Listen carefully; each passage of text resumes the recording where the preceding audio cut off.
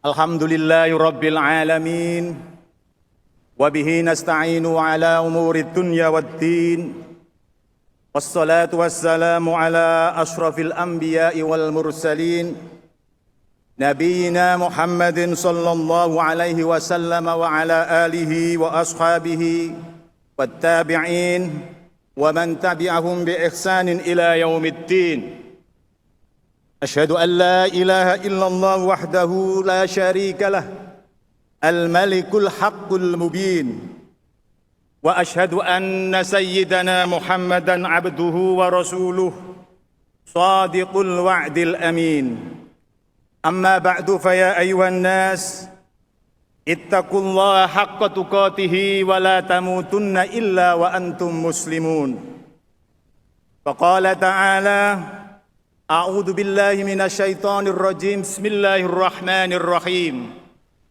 ولا تفسدوا في الأرض بعد إصلاحها وادعوه خوفا وطمعا إن رحمة الله قريب من المحسنين.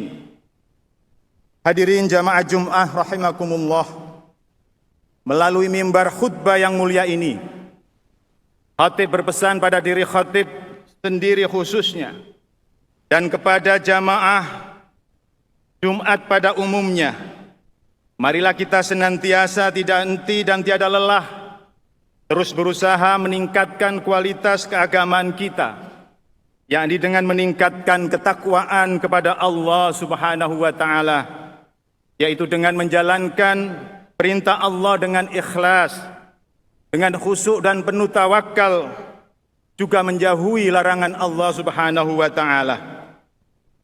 Hadirin jamaah Jumat rahimakumullah, pada kesempatan yang penuh berkah ini khatib ingin menyampaikan satu tema penting yang seringkali kita mengabaikan dan melupakannya, yaitu tanggung jawab memelihara lingkungan hidup. Kita sebagai umat Islam memiliki kewajiban untuk menjaga dan merawat lingkungan hidup, karena ini merupakan bagian dari amanah yang diberikan Allah Subhanahu wa taala kepada kita sebagai khalifatullah fil ard di muka bumi ini. Sebagai khalifatullah fil ard, manusia menjadi pelaksana pesan pemberi mandat. Allah tidak memberikan mandat ini kepada makhluk lain, bahkan juga tidak kepada malaikat. Pemeliharaan dan pengembangan bumi hanya dibebankan kepada manusia, baik dalam melakukan pemeliharaan serta menghindari lawannya, yaitu kerusakan. Mari kita sadari bersama betapa besar anugerah Allah dengan menghamparkan bumi dan langit yang menaungi agar kehidupan manusia menjadi nyaman dan rizki serta kebutuhannya terjamin. Allah Subhanahu wa taala adalah Rabbul Alamin. Sifat Allah sebagai Rabbul Alamin tidak saja menciptakan umat manusia, tapi juga menyiapkan segala sesuatu yang dibutuhkan manusia, termasuk memberikan aneka potensi yang dibutuhkan manusia untuk dapat memakmurkan bumi. Hadirin jamaah Jum'ah hafidhakumullah, jauh sebelum bumi ini dapat dihuni manusia, bumi ini dalam keadaan mati. Kemudian Allah Subhanahu wa taala menghidupkan dan mempersiapkan bumi ini agar dapat dihuni manusia dan makhluk hidup dengan nyaman. Termasuk dalam hal ini adalah mempersiapkan hukum-hukum keseimbangan di alam raya ini. A'udzu billahi minasyaitonir rajim. Bismillahirrahmanirrahim. Wa ayatul lahumul ardul maitatu ahyainaha wa akhrajna minha habban faminhu ya'kulun. Dan suatu tanda kekuasaan Allah yang besar bagi mereka adalah bumi yang mati. Kami hidupkan bumi itu dan kami keluarkan daripadanya biji-bijian, maka daripadanya mereka makan. Semua yang ada di bumi ini Allah taklukkan dan tundukkan untuk kepentingan manusia. Allah mengaturnya dengan hukum-hukum keseimbangan yang penting untuk ditaati oleh manusia. Allah lah satu-satunya zat yang menundukkan dan menaklukkan alam ini untuk manusia. Allah juga adalah pemilik seluruh wujud yang ada di alam ini. Lillahi ma fis samawati wa ma fil ard. Milik Allah apa yang ada di langit dan di bumi, baik yang terjangkau maupun tidak terjangkau. Dengan demikian, tugas kekhalifahan itu bukanlah kepemilikan. Karena itu manusia tidak boleh sewenang-wenang di bumi dan terhadap bumi. Manusia diminta untuk bermukim di bumi dan memanfaatkannya. Tetapi manusia perlu memelihara demi keberlanjutannya. Bukan untuk dirinya saja, tapi untuk generasi yang akan datang. Manusia hanya diberi Allah potensi untuk memanfaatkan penaklukan dan penundukan Allah terhadap alam semesta ini, tentu saja atas izin Allah. Manusia tidak boleh berlaku sebagai pemilik dan penakluk alam semesta ini. Manusia juga tidak boleh bersikap angkuh dan merasa diri sebagai penguasa atas makhluk lain di bumi. Jika manusia mengaku sebagai pemilik dan penakluk, maka bisa dibayangkan apa yang akan terjadi. Mereka akan melakukan eksploitasi tanpa batas. Mereka akan memperlakukan alam raya selayak musuh yang harus ditaklukkan. Mereka akan menjadi perusak sebagaimana yang pernah terjadi dalam sejarah peradaban manusia di barat, di mana manusia memposisikan dirinya sebagai penakluk alam semesta ini. Hadirin jamaah Jumat rahimakumullah. Allah Subhanahu wa taala memerintahkan bahkan mewajibkan manusia untuk memakmurkan bumi. Memakmurkan bumi berarti membangun bumi sehingga manusia dapat mengambil manfaat dan melakukan aktivitas untuk memperoleh manfaat bumi dan langit tanpa melakukan perusakan. Allah menyediakan bahan-bahan yang ada di bumi yang dibutuhkan manusia agar mereka dapat memenuhi setidaknya kebutuhan primernya, bahkan kebutuhan sekunder dan tersiernya. Sayangnya, realitas yang kita hadapi saat ini adalah banyaknya kerusakan lingkungan yang disebabkan oleh ulah manusia. Penebangan hutan secara liar, pencemaran air dan udara, serta eksploitasi sumber daya alam yang berlebihan adalah beberapa contoh perbuatan yang tidak sesuai dengan ajaran Islam. Padahal Rasulullah SAW sangat concern sekali dalam hal pemeliharaan lingkungan hidup.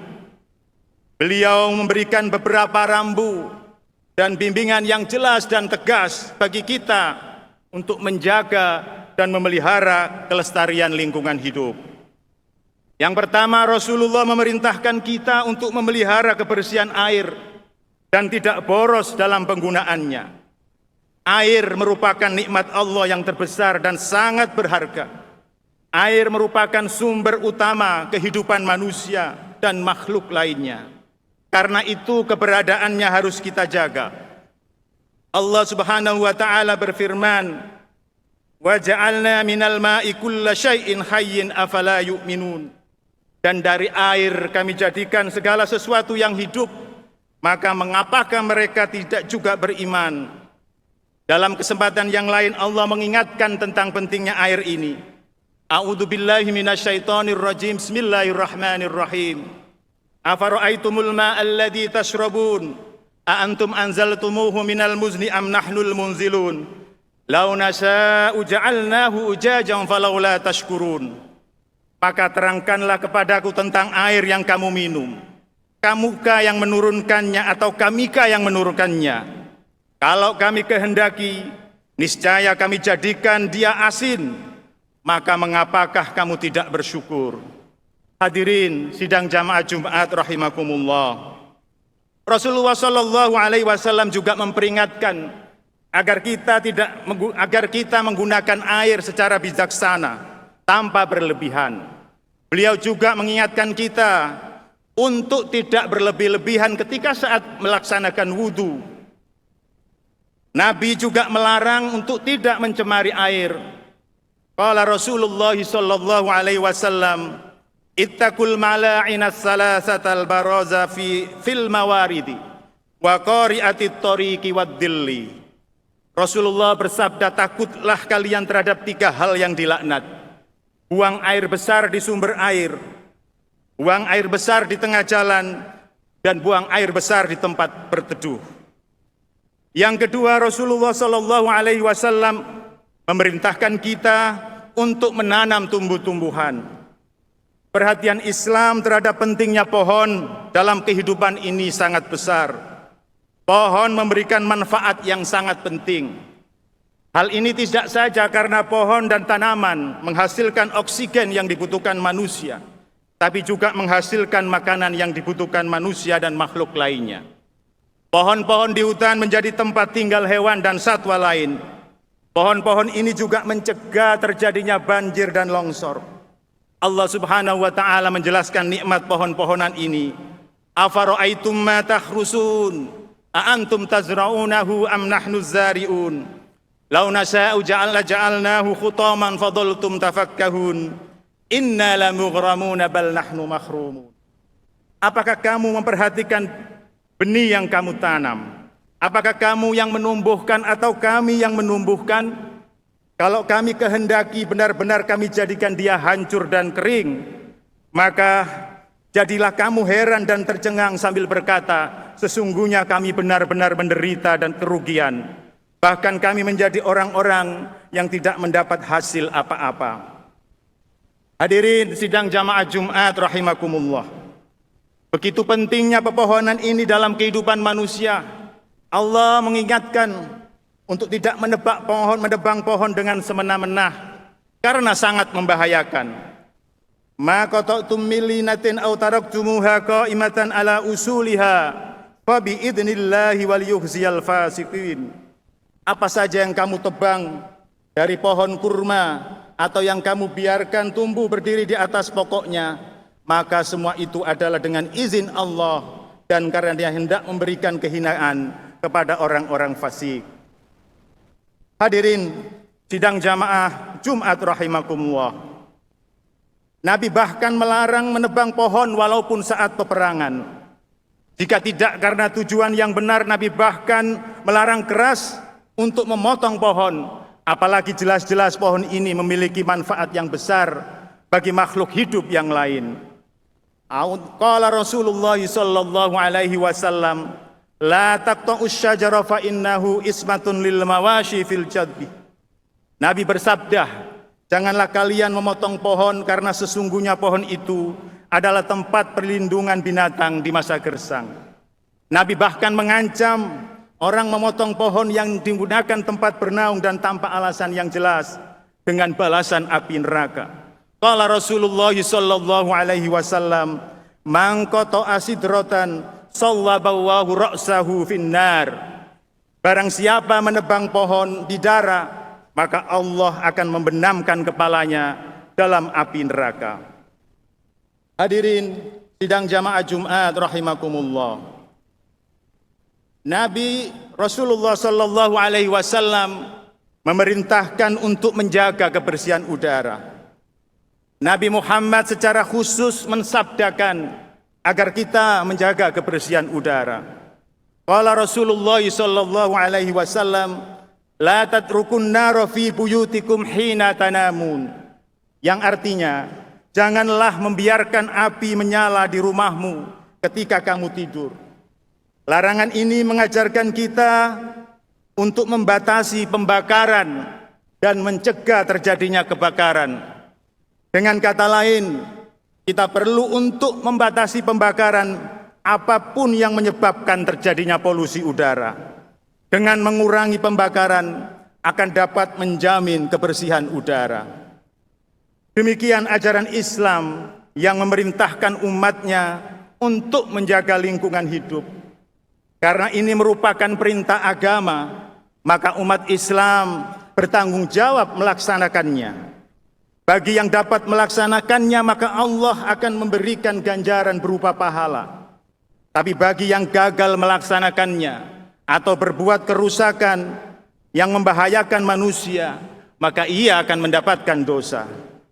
Atas dasar ini, para pelaku pencemar lingkungan, pembalakan liar, bukan hanya mendapatkan sanksi dari pemerintah, tapi juga sanksi dari Allah Subhanahu wa ta'ala.